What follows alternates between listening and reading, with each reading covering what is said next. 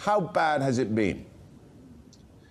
Well, the less said, the better. I think in the last 100 years, the industry never experienced such a decline in revenues, which almost went to 0% compared to last year.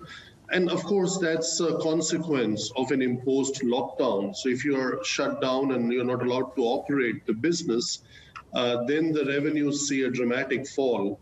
And all of us in our careers have at some point learned how to deal with minus 20, minus 30, minus 40, but how to deal with minus 80, minus 90% of the revenue was quite a challenge for, I think, the industry in general across the globe. But as you've been showing on your program, some economies where tourism is a key driver of the GDP, I think they suffered even more because of this COVID-19 situation.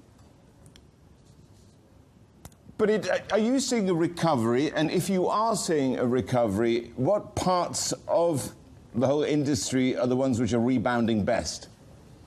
So let's look at some of the positives in the last few months. So the Q2 as to March as a financial year. So the Q2 was definitely 50% higher than the Q1 because we are coming from such a low base. The Q3 is showing similar trends, so we are moving in the right direction. This is mainly driven by the festive season, especially in India, which was able to induce some pent-up demand, which was really driven by domestic leisure travel and not corporate travel. And within the leisure, mainly holidays taken by driving to a destination or staycation within the same cities. And also during this season, we start what we call the wedding season in India. So small, intimate weddings started happening. Now on the negative side, there has been a complete demise of international travel as the borders are shut, which obviously leads to a very limited corporate business travel as well as meetings, incentives, conference and events. And of course, because of restricted numbers in some cities to 50 and in some to 100, the glamorous fairy tale weddings are not happening this year as they used to happen previously. So at the moment, that's the negative, but we are cautiously optimistic that in the next few months, we'll be getting back definitely the wedding business, and the corporate and business travel might take a bit longer. But very quickly, many of these hotel groups have had to really think about other ways of generating revenue, thinking outside the box. What have you been seeing in that regard? I think a lot of hotel groups, for example, went into home delivery of food. I think that was not done because the restaurants, especially in Asia, were always full. There was a waiting on most of the good restaurants. So that food was brought home. A lot of other services from laundry to, hampers and, the day-to-day needs, which were fulfilled by going to a hotel or to a salon, were actually brought to your home. And I think that's one of those things which really worked a bit for the industry. The second, the industry did a fantastic job in supplying meals to the migrant workers and supplying meals to the medical staff, hosting the medical staff. And in hindsight, some of the governments also decided to compensate the industry for it. So that helped in creating some revenue. And last not least, I think this has been a historic opportunity for the industry to review the cost in more detail than ever before. So I think as and when we come back, we would have a different cost base, both at a fixed cost level as well as at a variable cost level. And that's definitely, we have to say that COVID-19 made us realize how less can be more. And that's helped a lot.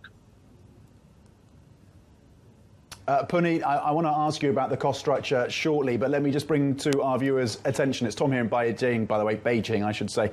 We've got a redhead crossing the terminal at Sinopharm, which is listed in Hong Kong. It's up more than 6% right now.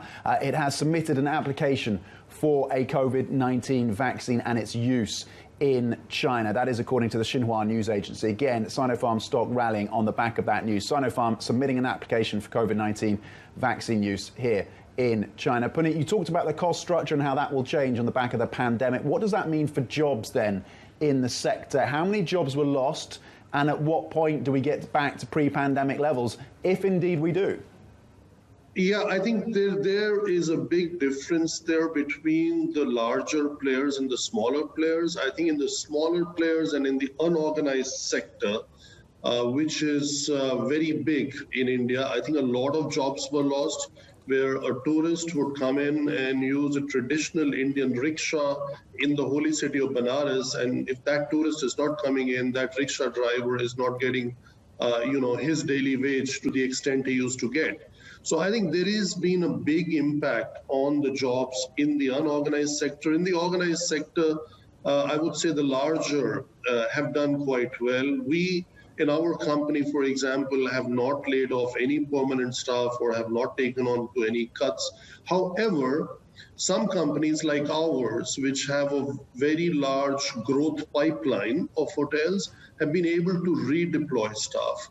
And we've also been able to redeploy executives in high growth industries within the Tata Group. So I think some of those creative ways of managing on that cost front when it comes to employees has worked quite well for us. We could always do better, but that's how the ethos of the group has been, and we are very proud to say that that's how we treat our people. And having said that, it is not just those costs. It is the cost of, too much of service sometimes in Asia. So when you move to touchless service, when you get more digitization in place, then there are many other things that you stop doing. And when you stop doing those things, they also help you reduce costs, and you're not doing it because you don't want to do it. Some of those are a part of the standard operating procedures as outlined by the Ministry of Health or the WHO. So I think all in all, the cost structures for almost the entire industry has worked quite well in the last 6, 7 months or 8 months, I would say now. Puneet, I wanted to get your views on the vaccine. We just had this news out of China around Sinopharm applying for this application. When it comes to the vaccine, what are you putting in place in terms of plans to get your team and your group vaccinated? Have you started to think that through in terms of how you might put that plan into place? I think as we speak now, those subjects are being discussed at the highest level in the government, at the center level, at the state level, and also at different groups, especially larger groups like Tata Group. And I think we're just like a week or 10 days, or at least maybe 2 weeks ahead of the time. And then I think it'll be more appropriate to talk about the plans in a couple of weeks, once we have that clarity followed from the highest level in the government and then trickling down to the state level and to the groups.